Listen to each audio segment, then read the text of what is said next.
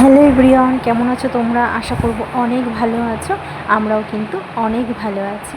আজ রিম্পা চন্দনার রান্নাঘরে কিন্তু আবারও চলে এসেছি তোমাদের সঙ্গে। একটি দিন নতুন একটি রেসিপি নিয়ে কিন্তু আবারও হাজির হয়েছি।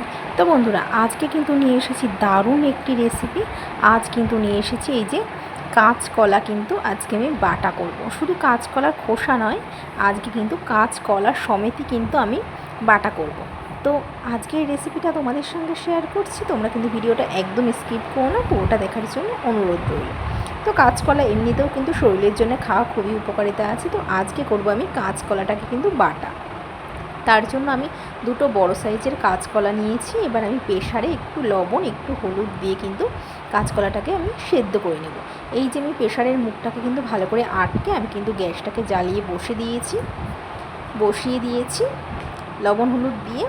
তো এবার এই যে আমার কিন্তু কাঁচকলাটা কিন্তু সেদ্ধ হয়ে গেছে। এবারে কিন্তু আমি এটাকে কিন্তু এই যে আমি একটি থালাতে প্লেটে কিন্তু আমি নামিয়ে নিয়েছি কাঁচকলাটাকে। এইভাবে কাঁচকলা বাটা খেতে যে কি ভালো লাগে বন্ধুরা, তোমরা বাড়িতে না খেলে একদমই বুঝতে পারবে না। এবার আমি কাঁচকলাটাকে কিন্তু এই যে স্যালাডের মতন করে কিন্তু কেটে নেব। এই যে স্যালাডের মতন করে আমি কেটে নিচ্ছি। খোসা সমেতই কিন্তু আমি করব, কারণ খোসা সমেত খেতে কিন্তু বেশি ভালো লাগবে। তার জন্য আমি কিন্তু স্যালাডের মতন করে কিন্তু এই যে চাক করে কিন্তু আমি কেটে নিয়েছি ফার্স্টে। তারপর আমি মাঝখান থেকে কিন্তু একবার করে টুকরো করে দেব, একবার কিন্তু আবার মাঝখান থেকে একটু ছোট করে দেব। এবার একটি মিক্সির জারে আমি কাঁচকলা সেদ্ধটাকে কিন্তু দিয়ে দেবো। এই যে ছোটো ছোটো করে আমি এখানে কেটে নিয়েছি কাঁচকলাটাকে। তো দেখো, আমি মিক্সির জারের মধ্যে দিয়ে দিয়েছি।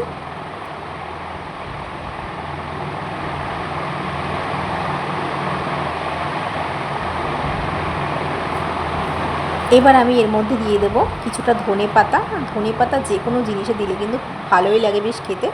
আর 5 থেকে 6টা কাঁচা লঙ্কা আর একটু জল দিয়ে আমি এদিকে একটি কড়াইতে কিন্তু আমি তেল দিয়েছি। তেলটাকে ভালো করে আমি গরম করে নেব।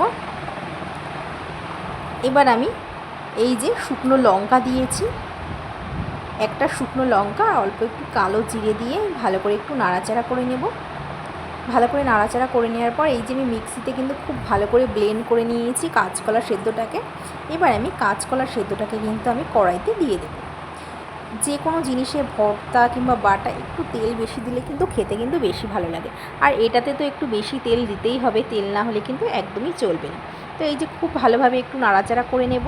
এই যে এবার এর মধ্যে কিন্তু আমি একটু হলুদ দেব আর একটু স্বাদের জন্য লবণ দেব, দিয়ে খুব ভালোভাবে কিন্তু মিশিয়ে নাড়াচাড়া করে নেব।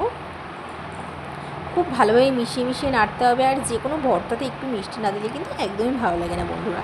তো খুব ভালোভাবে কিন্তু আমি মিশিয়ে নাড়াচাড়া করে নেব। এই যে আমি মিশিয়ে নাড়াচাড়া করে নিচ্ছি।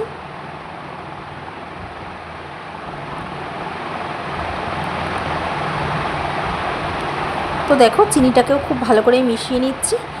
তো বেশ অনেকক্ষণই কিন্তু নাড়তে হবে, যতক্ষণ না পর্যন্ত কড়াই থেকে ছাড়তে শুরু করছে ততক্ষণ পর্যন্ত আমি কিন্তু অনবরত কিন্তু নাড়তে থাকবো।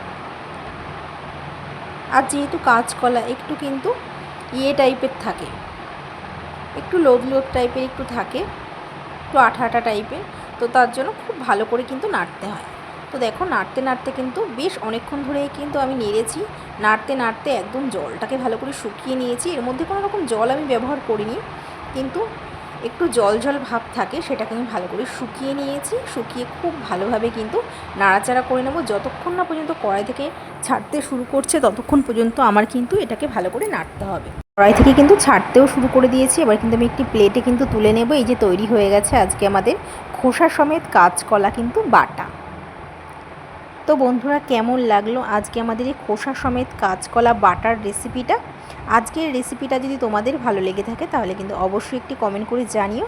আর এটা কিন্তু আজকে আমি গরম ভাতের সঙ্গে কিন্তু আজকে আমি পরিবেশন করব, আর সঙ্গে একটি লেবু। দুপুরবেলা এরকম যদি কাঁচকলা বাটা একটু লেবু হয় তাহলে আর কি চাই বন্ধুরা বলুন? আমার তো খেতে খুবই ভালো লেগেছে। আর যে কোনো ভর্তা বাটা খেতে আমার খুব ভালো লাগে। মনে হয় মাছ মাংস ছেড়ে আমি এটা দিয়েই কিন্তু ভাতটা খেয়ে নিই। আর এটা দিয়েই কিন্তু আমি সব ভাত খেয়ে নিয়েছি।